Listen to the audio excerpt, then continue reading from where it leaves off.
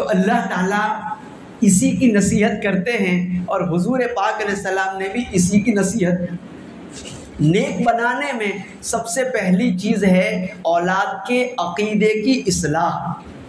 سب سے بڑی نیکی یہ ہے کہ عقیدہ درست ہو جائے۔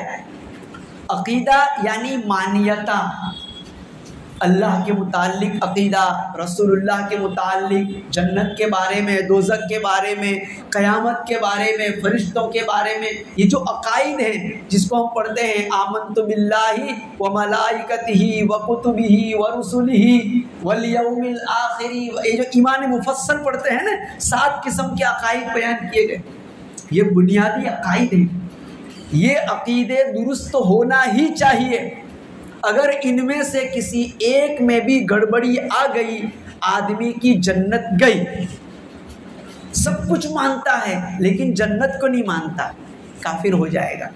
سب کچھ ٹھیک ٹھاک ہے، جہنم کے بارے میں کہتا ہے یہ جہنم کوئی چیز ہے ہی نہیں، میں تو نہیں مانتا، گیا کہاں سے؟ یہ بنیادی عقائد۔ تو آدمی آج کل بہت زیادہ جنت کا بھی انکار کر رہا ہے، جہنم کا بھی انکار کر رہا ہے۔ کچھ لوگ تو یہاں تک کہہ دیتے ہیں کہ بھائی جنت تو یہی ہے، سوئٹزرلینڈ چلے جاؤ، کشمیر چلے جاؤ، بولے جنت وہی ہے۔ یعنی تھوڑی سی کوئی اچھی سی جگہ دیکھ لی، اسی کو جنت کہہ دیا۔ یا کسی کو خوشحال دیکھ لیا، کہتے ہیں یہی جنتی ہے، اور کسی کو پریشان حال دیکھ لیا، کہتے ہیں یہ جہنم ہے۔ یہ درست نہیں ہے۔ جنت مستقل ایک جگہ ہے بن کے تیار، جہنم بھی مستقل ایک جگہ ہے بن کے تیار۔ اللہ نے انسانوں کو دکھایا نہیں، صرف کائنات میں ایک ہستی ہے جس کو یہ دونوں جگہ دکھائی گئی، ہمارے اور آپ کے نبی حضرت محمد مصطفیٰ صلی اللہ علیہ وسلم کو اللہ نے دونوں چیزیں دکھا دی۔ لیکن قرآن میں جگہ جگہ اس کا تذکرہ ہے، جو دیکھ کے آیا نبی وہ بھی جگہ جگہ تذکرہ کرتا ہے اپنی امت کے سامنے۔ ہماری ذمہ داری ہے کہ ہم اس پر یقین رکھیں۔ تو دینداری میں سب سے پہلی چیز یہ ہے اولاد کے عقائد کی فکر کرنا۔ اس کے لیے ایک تو ہے مکتب میں پابندی سے بھیجیں اپنی اولاد کو۔ مکتب مسلم معاشرے کے لیے ریڑھ کی ہڈی ہے۔ جس طرح ریڑھ کی ہڈی میں خرابی آ جائے، آدمی سیدھا کھڑا نہیں رہ سکتا ہے، بیٹھ بھی نہیں سکتا ہے۔ اسی طریقے سے اگر مکتب کی لائن کو چھوڑ دیا جائے تو آپ ایمان کے اوپر کھڑے نہیں رہ سکتے۔ یہ بنیاد ہے مکتب۔ ہم لوگ اس کو بہت ہلکے میں لیتے ہیں، بچہ گیا تو گیا، یہ الف با تا سے کیا فرق پڑے گا، یہی اصل ہے، الف با تا ہی اصل ہے۔ ہمیں چاہیے کہ ہم اولاد کو صبح جلدی اٹھیں اور پورے اہتمام سے نہلا دھلا کر، ناشتہ کرا کر، فریش کر کے، ہو سکے تو خود چھوڑنے کے لیے آئیں، تاکہ اس کے دل میں بھی، بچے کے دل میں مکتب کی اہمیت آئے کہ آخر یہ کوئی چیز تو ہے کہ میرا باپ مجھے خود چھوڑنے آ رہا ہے، یا میری امی مجھے خود چھوڑنے آ رہی ہے، میری دادی خود چھوڑنے آ رہی ہے، میرے دادا خود چھوڑنے آ رہے ہیں۔ اور جتنا ہو سکے ٹائم سے پہلے بچوں کو پہچانے کی کوشش کریں، ٹائم سے پہلے۔ یہ بھی ایک اہمیت بٹھانے کے لیے ضروری ہے۔ کسی ٹرین میں جانا ہو تو بندہ وقت سے پہلے اسٹیشن پہنچ جاتا ہے کہ نہیں؟ فلائٹ میں جانا ہو تو اس سے پہلے ہی 4 گھنٹے پہلے پہنچ جاتا ہے بندہ، بلکہ 6 گھنٹے پہلے جا کے پڑاؤ ڈال دے گا۔ 9 گھنٹے انتظار کرنا پڑے وہ چلے، لیکن لیٹ ہو گیا نقصان ہوگا۔ یہ مکتب کی اہمیت بچوں کے دل میں بٹھانے کے لیے یہ ضروری ہے کہ وقت سے پہلے، کم سے کم 5 منٹ پہلے، اگر 7 بجے کا مدرسہ ہے 6:55 پہ پہنچا دو بچوں کو۔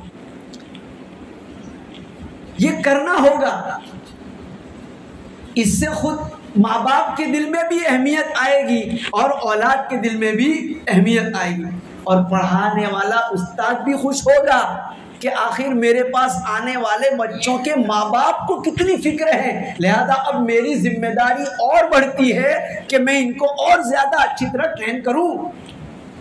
تو استاد جو پہلے تھوڑی بہت سستی کرتا تھا وہ اور زیادہ چست ہو جائے گا اور مزید آپ کے بچوں پر محنت کرے گا۔ اور اسی جگہ پر اسی مکتب میں آپ کے بچوں کو عقائد کی تعلیم دی جاتی ہے۔ الحمدللہ ہر جگہ مکاتب کا نظام ایسا ہے کہ جس میں عقائد کی باتیں آتی ہی آتی ہیں۔ ہمارا چھوٹا چھوٹا بچہ ایسا ہو کہ اس کے دل و دماغ کی گہرائی میں اللہ کا نام رچ بس جائے، جنت کا تذکرہ رچ بس جائے۔ ایک زمانہ تھا کہ گھر کی دادیاں بچوں کو جنت کے واقعات سنایا کرتی تھی، بچے وہ سنتے سنتے سوتے تھے۔ کیوں؟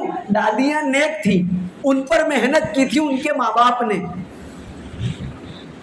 آج کل کی نسل نے موبائل پکڑ لیا تو موبائل کے ڈرامے دیکھتے دیکھتے بچے سو جاتے، کارٹون دکھائے جاتے ہیں بچوں کو۔ یہ عقائد کو خراب کرنے کے لیے سب سے خطرناک چیز ہے۔ ایک تو ہے اسلامی کارٹون، نام کچھ بھی ہو، اگر آپ کو کچھ بھی بچوں کو دکھانا ہے پہلے علماء سے مشورہ کر لیجئے، مسجد کے امام صاحب کو پہلے بتائیے کہ یہ میری اولاد کے لیے کیسا ہوگا۔ ہو یہ رہا ہے کہ نام اسلامی ہوتے ہیں لیکن اس میں جو پروگرام دکھائے جاتے ہیں وہ پورے غیر اسلامی، اور یہ گمراہی کے لیے سب سے خطرناک چیز ہے۔ اور چھوٹے بچوں کے ذہن میں جو کچھ بیٹھ جاتا ہے موت تک نکلتا نہیں ہے۔ اس لیے ہمارے علماء نے اس سلسلے میں بہت ہوشیاری سے کام کیا کہ مکتب فجر کے بعد ہی شروع کر دیتے ہیں کہ بچہ کچھ بھی سیکھنے سے پہلے اللہ رسول کا نام یہ ہمارا مولوی صاحب اپنی امت کے بچوں کے دل میں ڈال دے، اس کے کام میں پڑ جائے اللہ رسول کا نام، تاکہ باقی دن کچھ بھی ہو یہ اللہ کا نام اور اس کے رسول کا تذکرہ باقی وائرس کو کاٹتا رہے گا۔ تو یہ علماء کی بڑی قربانی ہے، لیکن ماں باپ کو بھی چاہیے کہ وہ اس کی فکر کریں بچپن سے۔ اس کے بعد جب بچہ تھوڑا سا بڑا ہو جائے، اسکول میں جانے لگے، کالج میں، اس وقت بھی ماں باپ کی ذمہ داری ہے کہ اولاد پر نگرانی رکھیں۔ آج کل جو رپورٹ آ رہی ہے عام طور پر کالج میں وغیرہ یونیورسٹی وغیرہ میں جانے والے ہمارے مسلم بچے، ہماری مسلم بچیاں وہ مرتد ہو رہی ہیں، ان کے عقائد خراب ہو رہے ہیں، پروگرام کے حوالے سے کسی نہ کسی بہانے سے ان کو ٹارگیٹ کیا جاتا ہے۔ تو اس سلسلے میں اپنا پر دھیان رکھیں۔ عقائد سب سے بنیادی چیز ہے، عقیدہ خراب ہوا ساری دینداری گئی۔ تو دینداری کے تعلق سے عقیدہ بنیاد۔ حضور پاک علیہ الصلوۃ والسلام اپنے نواسوں کی بھی بڑی فکر رکھتے تھے، حضرت حسن اور حضرت حسین۔ صحابہ اکرام نے بھی اپنی اولاد کی اس سلسلے میں بہت فکر رکھی۔ ایک حدیث سناتا ہوں آپ کو، حضور پاک علیہ الصلوۃ والسلام فرماتے ہیں کلکم راعٍ وکلکم مسئول عن رعیتہ، تم سب کے سب بادشاہ ہو اور تم کو اپنی پرجا کے بارے میں پوچھا جائے گا قیامت کے دن۔ کلکم راعٍ، تم سب بادشاہ ہو، وکلکم مسئول عن رعیتہ، تم سب کو اپنی پرجا کے بارے میں پوچھا جائے گا۔ بادشاہ کا کیا مطلب؟ ذمہ دار۔ باپ اپنے گھر کا بادشاہ ہے اور ماں اپنے گھر کی رانی ہے، اس کی اولاد وہ اس کی پرجا ہے، لہذا قیامت کے دن اولاد کے متعلق پوچھا جائے گا کہ تم نے اپنی اولاد پر کیا محنت کی، ان کو کس لائن پہ لگایا۔ حضرات انبیاء علیہ السلام تو مرنے سے پہلے بھی اپنی اولاد کی فکر کرتے تھے۔ حضرت یعقوب علیہ السلام نے ایک مرتبہ اپنی اولاد کو جمع کیا اور پوچھ لیا ام کنتم شہداء اذ حضر یعقوب الموت اذ قال لبنیہ ما تعبدون من بعدی قالوا نعبد الہک وإلہ آبائک ابراہیم وإسماعیل وإسحاق إلها واحدا ونحن له مسلمون۔ حضرت یعقوب علیہ السلام نے اپنے بیٹوں سے پوچھا کہ میرے مرنے کے بعد تم کس کی عبادت کرو گے؟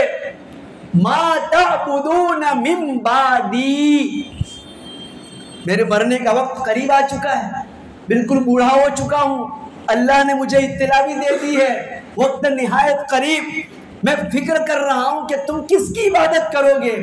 تمام بیٹوں نے کہا اے ابا جان، ہم اس رب کی عبادت کریں گے جس کی آپ عبادت کرتے رہے، جس کے آپ کے ابا اسحاق نے عبادت کی، جس رب کی عبادت آپ کے دادا اسماعیل کرتے رہے، آپ کے دادا ابراہیم کرتے رہے، ہم بھی اسی رب کی عبادت کریں گے جو تنے تنہا ہے، اکیلا ہے، اور ہم مسلمان بن کے جئیں گے۔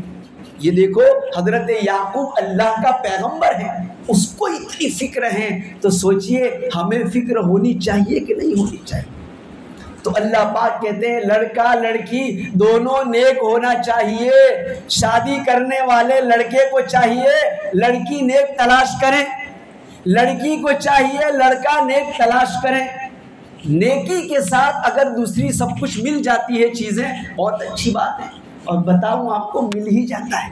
اگر نیکی آپ نے ٹارگٹ بنا لی، دولت بھی ملے گی، خوبصورتی بھی ملے گی، بڑا خاندان بھی ملے گا، اور تلاش نہیں کرنا پڑے گا، سامنے سے آئے گا۔ ایک نمونہ پیش کرتا جاؤں، حضور پاک صلی اللہ